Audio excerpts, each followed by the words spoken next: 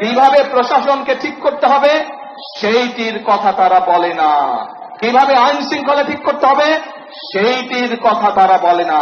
তারা সংবিধান সংবিধান এই বিষয়ে কথা বলে।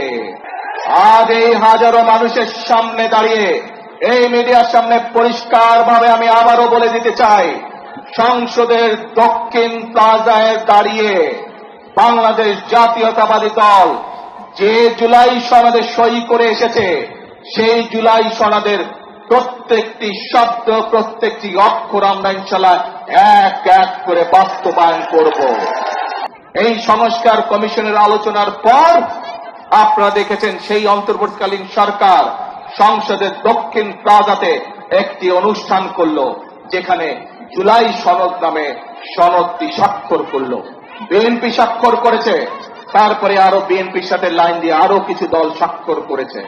প্রিয় ভাই বোনেরা, এই বিগত 17 বছর আন্দোলনে বিএনপির শত শত নেতাকর্মী গুম খুনের শিকার হয়েছে।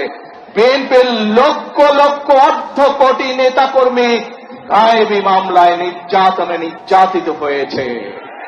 আজ এই হাজারো মানুষের সামনে দাঁড়িয়ে এই মিডিয়ার সামনে পরিষ্কারভাবে আমি আবারও বলে দিতে চাই, সংসদের দক্ষিণ প্লাজায় দাঁড়িয়ে বাংলাদেশ জাতীয়তাবাদী দল যে জুলাই সনদে সই করে এসেছে, সেই জুলাই সনদের প্রত্যেকটি শব্দ, প্রত্যেকটি অক্ষর আমরা ইনশাআল্লাহ এক এক করে বাস্তবায়ন করব। কিন্তু বারবার পরিষ্কারভাবে এই কথা বলে দেওয়ার পরেও আমরা দেখলাম যে কিছু রাজনৈতিক দল সংসদে এবং সংসদের বাইরে জনগণকে বিভ্রান্ত করার জন্য কিছু কথাবার্তা তারা বলা শুরু করেছে। প্রিয় ভাই বোনেরা, অন্তর্বর্তীকালীন সরকার 11টি কমিশন করেছিল। 11টি কমিশনের মধ্যে সংবিধান আছে, বিচারের বিষয় আছে, প্রশাসনিক আছে, স্বাস্থ্য আছে, নারী আছে। আজকে ষড়যন্ত্রের গন্ধ পাচ্ছি আমরা। খেয়াল করে দেখবেন, যারা এই সংস্কার করে যারা জনগণকে বিভ্রান্ত করতে যাচ্ছে, জুলাই সনদের সম্পর্কে বিভ্রান্ত করতে চাচ্ছে, তারা কিন্তু নারীর স্বাধীনতা অথবা নারীর উন্নয়ন নিয়ে কোনো কথা বলে না। তারা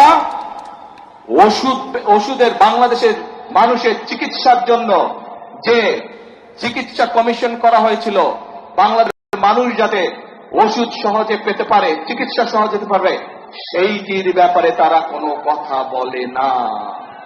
কিভাবে প্রশাসনকে ঠিক করতে হবে সেইটির কথা তারা বলে না। কিভাবে আইন শৃঙ্খলা ঠিক করতে হবে সেইটির কথা তারা বলে না। তারা সংবিধান সংবিধান এই বিষয়ে কথা বলে। প্রিয় ভাই বোনেরা, দেখেন তারা কিভাবে বিভ্রান্ত করছে। নির্বাচনের সময় আমি আপনাদের বলেছিলাম যে কিভাবে তারা বিভ্রান্ত করছে। এই গুপ্ত বিভ্রান্তকারীরা আবারও এখন এই বিভ্রান্তের কাজ শুরু করেছে। তারা দুদিন আগের ঘটনা, এই গতকালকের ঘটনা, ময়মনসিংহের ওদিকে একটি জেলায় একটি ব্যক্তিগত তুচ্ছ ঘটনা ঘটেছে। এক ছেলে এক মেয়ের সাথে প্রেম করত, তারা বিয়ে শাদী করেছে, তাদের পরিবারের সমস্যা দেখেছেন আপনারা, ফেসবুকে দেখেছেন না?